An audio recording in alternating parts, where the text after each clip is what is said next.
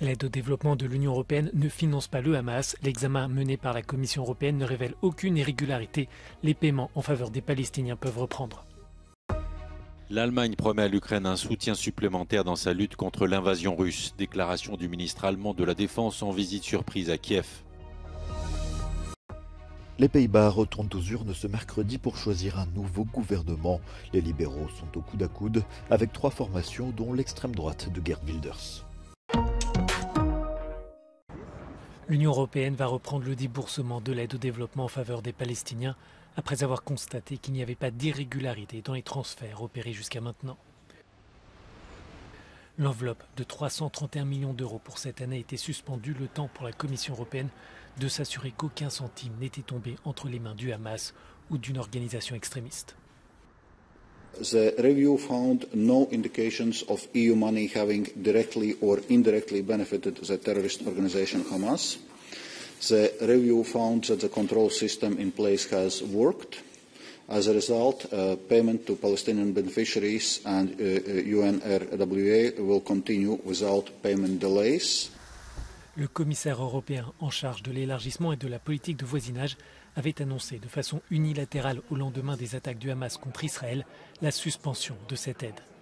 Plusieurs États membres ont dénoncé cette prise d'initiative, ce qui a poussé l'Union à mener un audit des fonds déployés et n'a pas envoyé d'argent dans l'intervalle. Le représentant de la mission palestinienne auprès de l'UE estime que cet examen avait pour but de sauver la face du commissaire, car il n'a jamais été question que l'argent européen ne parvienne dans les poches du Hamas. There is no problem with the EU and with the member state or the Commission about where the money of the European Union gone. But after the events of October 7, one Commission, tried to declare that we cut all the financial support for the Palestinian people or Palestinian Authority. 1 hour later, the President of the Commission, the Commissioners or the member state, for save the face of this commission, they, we only now we want to review the money of the European Union for the Palestinian people. Le diplomate souligne que les Palestiniens ont besoin de cet argent pour survivre. Ces fonds permettent de payer des hôpitaux, des écoles, les enseignants, la police et la société civile. Si l'audit ne révèle aucune irrégularité, l'Union veut tout de même des clarifications concernant 2 projets financés par les 27. Un fonctionnaire européen évoque des allégations sérieuses d'incitation à la haine.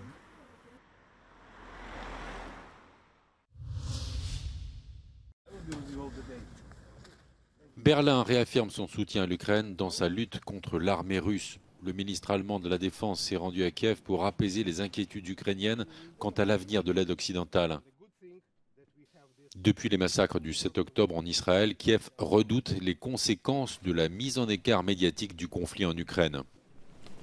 Ich bin wieder hier, erstens weitere Unterstützung zuzusagen, aber auch unsere Solidarität und unsere tiefe Verbundenheit und auch unsere Bewunderung für den mutigen, tapferen und verlustreichen Kampf, der hier geführt wird.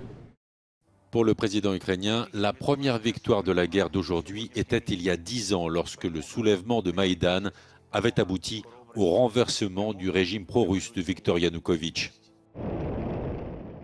La déclaration de Volodymyr Zelensky intervient au moment où l'Ukraine enregistre une intensification des frappes russes sur les installations énergétiques du pays. L'Ukraine entre dans son 2e hiver de guerre. Le froid et la boue menacent d'enlisement les opérations militaires.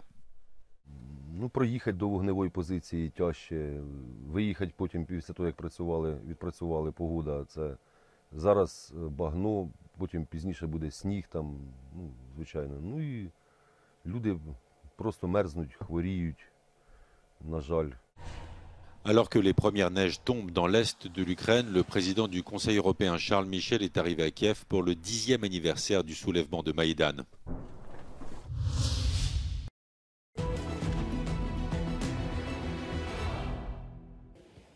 Russia appears to be employing a known hybrid warfare tactic to artificially create a migrant crisis on the Finnish border.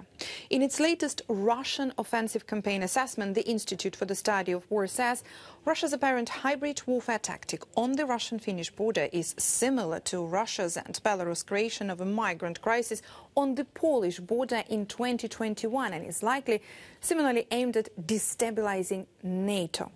Finnish authorities closed border checkpoints on Finland's southeastern border with Russia after the Finnish border guard reported that an influx of about 300 asylum seekers, mostly from Iraq, Yemen, Somalia and Syria, arrived at the Finnish border from Russia since September 2023.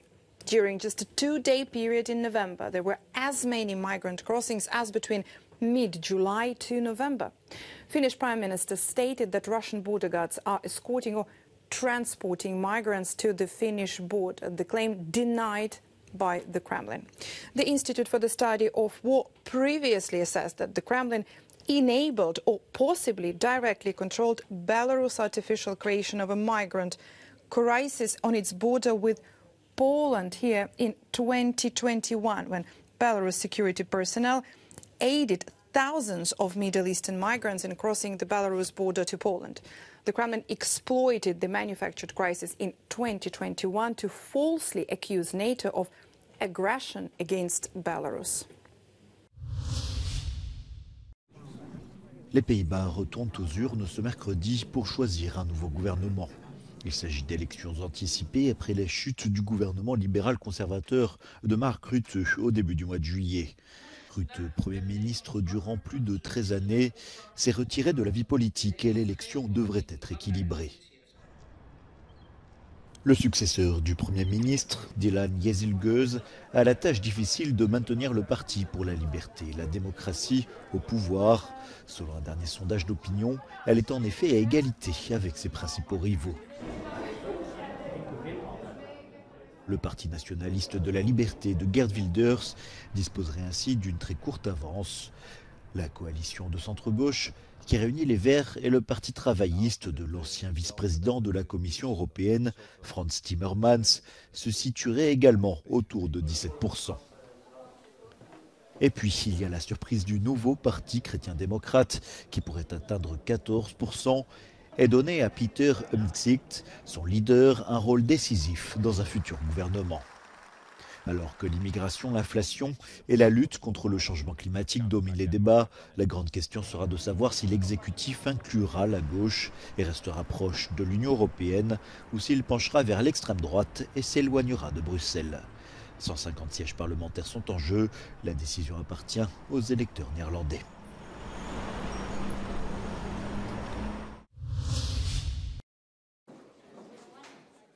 Après des mois d'impasse, la Commission européenne a donné son feu vert au premier lot du fonds de relance post-pandémique de la Pologne d'une valeur de 5,1 milliards d'euros. Bruxelles avait dans un premier temps bloqué l'accès en raison d'inquiétudes persistantes concernant les réformes judiciaires du gouvernement qui auraient des conséquences sur l'indépendance des juges. Mais la formation probable d'un nouveau gouvernement favorable à l'Union européenne dirigé par Donald Tusk a changé la donne. It was not by chance that when Donald Tusk came to Brussels and he showed the openness, the different way of working, and some days after this visit, the talks between the government of today and the Commission were closed, were finished. So I think that if you ask me, is it the old government, the new, formally, the old government. I mean, still existing government. But politically speaking, it's a real influence also of the changes. And not the change of approach of the Commission, but probably the change of approach of the people from the government and from the administration, because they know that they will not gain anything blocking or prolonging the debates. Les plans de résilience de chaque pays de l'Union européenne sont conçus pour relancer leur économie après la pandémie de Covid-19. Ils incluent désormais des plans révisés visant à réduire les importations de combustibles fossiles russes et à accélérer la transition verte. La somme allouée à la Pologne s'élève à près de 60 milliards d'euros, dont 34,5 milliards de prêts à faible taux d'intérêt et 25,3 milliards de subventions, qui sera accessible en plusieurs tranches au cours des prochaines années.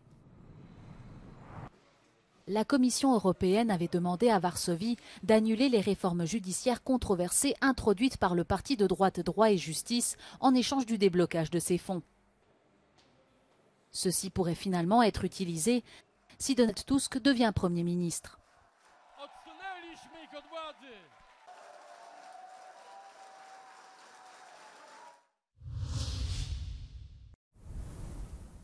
L'Islande s'attend toujours à une éruption majeure à la pointe sud-ouest de l'île, sur la péninsule de Reykjanes. La petite ville portuaire de Grindavik a été évacuée il y a 10 jours et l'on s'attend à ce que les quelques 4000 habitants, s'ils peuvent revenir, ne puissent le faire que dans les semaines ou les mois à venir.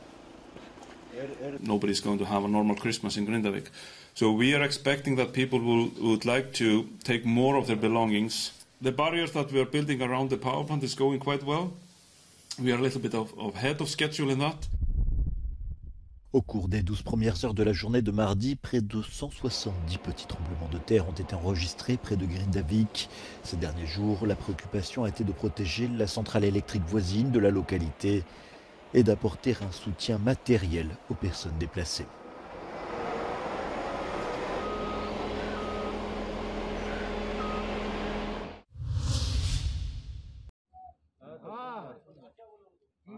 « 41 ouvriers coincés dans un tunnel effondré en Inde ont été vus vivants par caméra pour la première fois depuis le dimanche 12 novembre, alors que les équipes de secours tentaient de créer de nouveaux passages pour les libérer. L'air épuisé et anxieux, avec des barbes épaisses, on pouvait voir les hommes scrutant la caméra endoscopique envoyée par les sauveteurs dans le mince tuyau par lequel l'air, la nourriture et l'eau sont acheminés. Avant cela, les sauveteurs communiquaient avec les ouvriers à l'aide de radio.